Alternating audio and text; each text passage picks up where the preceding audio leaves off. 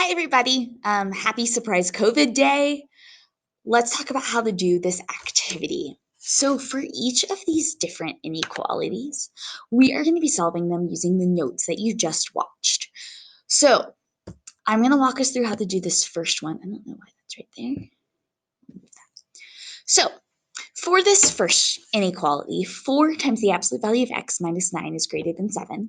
I'm going to need a pencil and I'm going to need a sheet of paper. The first thing that I'm going to do to solve this is I'm going to add 9 on both sides of my inequality. So that gives me 4 times the absolute value of x is greater than 16. Then I'm going to divide both sides of my inequality by 4. And I have the absolute value of x is greater than 4. Well, this greater than symbol tells us that we're going to be using an or absolute value inequality. And I'm going to split this inequality into its two parts. So x is greater than 4 and x is less than or equal to negative 4. This is my answer. So this is the part of the video that I actually want you to pay attention to. In the box, you're going to go ahead and type in that answer. X is greater than 4 or x is less than negative 4. That is your final answer. That's what I'm looking for when I'm grading this later.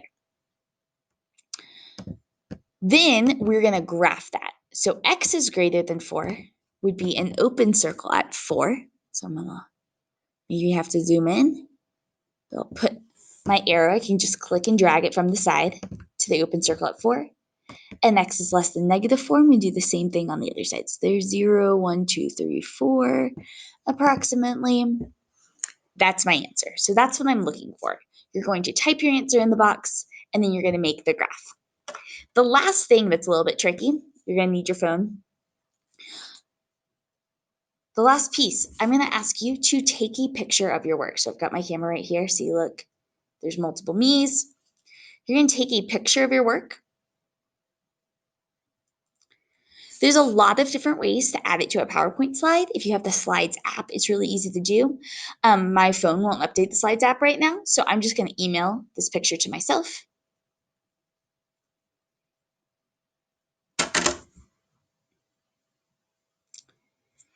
It has now sent.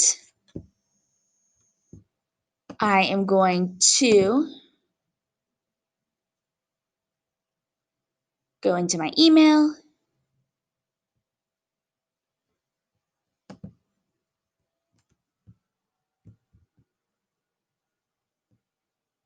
I'm going to wait for it to load. And now I have this picture of all of my work. So I'm going to go ahead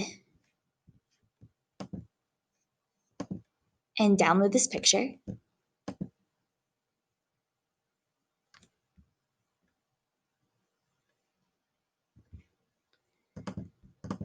And I'm going to add that picture of my work to the final slide. You do not have to have a picture of each individual problem. You can have a picture of all of your work, so that one full sheet of paper is fine. But I want to see that you were doing the work on a separate sheet of paper. That is important for me because it lets me see your mistakes.